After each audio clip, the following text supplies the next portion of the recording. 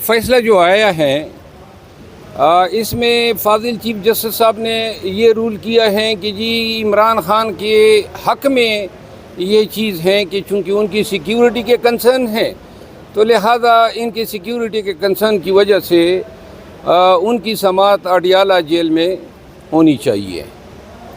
یہ جو تائید یا جو دلیل یا جو آرگومنٹ اپنے فیصلے کی تائید میں فاضل چیف جسٹس صاحب نے دیا ہے وہ انتہائی مضحکہ خیز ہے۔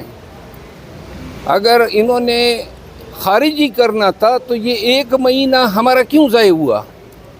ہم آگے جا چکے ہوتے، کوئی اوپر کی عدالتوں کے فیصلے آ چکے ہوتے۔ یہ ایشو جب نواز شریف کے ٹرائل ہو رہے تھے تو ان کے لیے جیل کیوں غیر محفوظ تھی اور ان کے ٹرائل جو ہیں وہ جوڈیشل کمپلیکس میں ہوتے تھے؟ پاکستان کے ممبئی اٹیک کے جو ملزمان ہیں ان کے ٹرائل جو ہیں وہ جوڈیشل کمپلیکس میں ہوتے تھے۔ تمام جتنے بھی دہشت گرد ہیں گزرے ہیں اور جتنے بدنام ترین کیسز ہیں ان کو تو آپ جیل سے لاتے تھے، اور خطرہ جو ہیں وہ عمران خان کو ہیں، اور آپ ان کی سیکیورٹی کنسرن کو جواز بنا کے ان کو فیئر ٹرائل کے حق سے محروم کر رہے ہیں۔ وہ ایک کال کوٹلی سی ہیں جہاں پہ وکلا کا بھی دم گھٹتا ہے، جس میں ہم پورے سما بھی نہیں سکتے ہیں، اور جس میں ملزمان کی بیٹھنے کی جگہ نہیں ہے۔ اور اب آپ یہ کہہ رہے ہیں کہ سائفر کیس تک میڈیا اور پاکستان کے عوام اور دنیا بھر کے لوگوں کی ایکسس نہ ہو، تاکہ چند ایام میں جو ہیں یہ ایک یک طرفہ فیصلہ آ سکے۔ یہ جو فیصلہ آج آیا ہے یہ قانون کے منافی ہے، انصاف کا خون کیا گیا ہے، اور ہم اس فیصلے کو جو ہی ہمیں نقل ملتی ہے ہم اس کو سپیریئر ڈویژن بینچ کے سامنے چیلنج کر رہے ہیں۔ اور اس کے علاوہ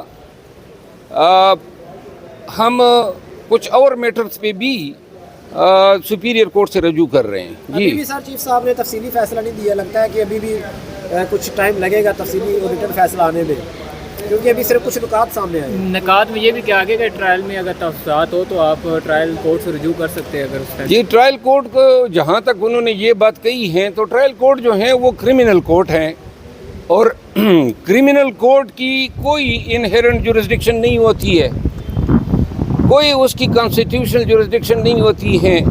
وہ لکیر کا فقیر ہوتا ہے، اس کے پاس اپنے آرڈر کی ریویو کا بھی اختیار نہیں ہوتا ہے، بڑی لمیٹڈ جورسڈکشن ہوتی ہیں۔ تو لہذا کرمنل کورٹ سے یہ ڈکلیئر کرانا کہ وزارت قانون کا جو نوٹیفیکیشن ہے یہ کرمنل کورٹ یا جو ٹرائل کورٹ ہے ڈکلیئر کر دے کہ یہ ایلیگل ہے، یہ ان کا دائرہ اختیار ہی نہیں ہے۔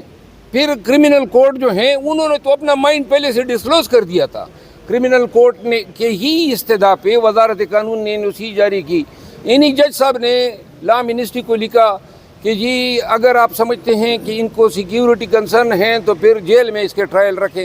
تو لہذا یہ صاحب تو آلریڈی اپنا مائنڈ ڈسکلوز کر چکے ہیں۔ مروت صاحب، آپ نے کچھ دن پہلے کہا تھا کہ صدر مملکت کو بھی آپ لیٹر لکھنے جا رہے ہیں، ان کو کیا کوئی لیٹر لکھا ہے آپ نے؟ ابھی تک کوئی رابطہ کیا آپ نے؟ جی صدر مملکت کے کردار کے حوالے سے پاکستان تحریک انصاف کو شدید خدشات ہیں، اور ان کو لیٹر جو ہیں میں نے لکھا ہوا ہے۔ بہت سارے جو ہیں پاکستان کے عوام کے حقوق کے منافی قوانین اس وقت بنائے گئے جب صدر صاحب جو تھے وہ حج کی ادائیگی کے لیے چلے گئے تھے، اور جس میں یہ نواز شریف کو جو واپس لائے ہیں، یعنی واپس لانے کا جو راستہ سیکشن 232 الیکشن ایکٹ 2017 میں جو ترمیم کی گئی اور 62F اور 63 جس میں ڈسکوالیفیکیشن ہیں جو وہاں پہ آئین میں متعین نہیں ہے، انہوں نے اس سبارڈینیٹ لا کے ذریعے امینڈمنٹ کرتے ہوئے تمام ڈسکوالیفیکیشن کی تشریح 5 سال تک محدود کر دی ہے۔ تو یہ قانون بھی علوی صاحب کے وہاں حج پہ جانے کی وجہ سے ان کو موقع ملا، انہوں نے بنوا لیا۔ اسی طرح خان صاحب کے خلاف نیب لا کے جتنی بھی ہارش امینڈمنٹس لائی گئی وہ بھی اسی وقت جو ہیں وہی ٹائم اویل کیا گیا. یہ راستہ جو ہے دیا گیا پی ڈی ایم کو یا جن لوگوں نے یہ قوانین بنوائے, تو لہٰذا اب شاید کوئی ہماری خاص کوئی توقع اب علوی صاحب سے نہیں عمران رہی ہے. خان صاحب نے آپ سے اس حوالے سے کوئی بات کی تھی سر؟ جی بات کی تھی, اور الفاظ تھے جو ان کے جو آپ نے بھی کہے. میرا خیال ہے اس سے بھی سخت ہے. اچھا مروت صاحب بتائیے گا کہ جو ابھی جیل ٹرائل کے حوالے سے فیصلہ آیا, تو یہ فیصلہ تو ضمانت کے اوپر بھی اثر انداز ہوتا وہ تو دکھائی دے رہا ہے بظاہراً, کیونکہ وہ تو جیل کے اندر ہی ٹرائل شروع کروانا چاہتے ہیں. میں نے تو پہلے سے کہا ہوا ہے کہ مجھے اس عدالت سے ضمانت کی کوئی توقع نہیں ہے, اور صاف نظر آ رہا ہے آج سے نہیں 5 مہینوں سے ہم رگڑے کھا رہے ہیں, ہمارے ساتھ ناانصافی ہو رہی ہے. دیکھیے میں آپ کو چھوٹی سی مثال دوں, جو ابو الاسناد ذوالقرنین صاحب ہیں اس نے 9 اکتوبر کو یہ آرڈر لکھا کہ میں نے نقولات ان کو دے دی ہے. اب سب کو پتہ ہے کہ انہوں نے نقولات نہیں دیے, لیکن آرڈر شیٹ میں یہ لکھا. اس کو غلط بیانی کہا جاتا ہے. اس آرڈر کے اگینسٹ میں آیا, یہ آرڈر منڈے کو ہوا, گزشتہ منڈے کو, اور ہمیں کاپی ملی مصدقہ منگلوار کے روز. بدھ کے روز میں نے کرمنل ریویژن دائر کی, اس پہ اعتراض اٹھا, یعنی انتہائی مذاق خیز کہ جی وہ جو نقولات ابو الاسناد صاحب نے دی ہیں وہ لگا دے ساتھ میں. تو بھائی ہمیں ملی نہیں ہے. میں نے جا کے یہ جو عملہ ہیں ایڈیشنل رجسٹرار اور ڈپٹی رجسٹرار ان کو ایکسپلین کرنا چاہا, انہوں نے کہا جی ہمارے بس میں نہیں ہے.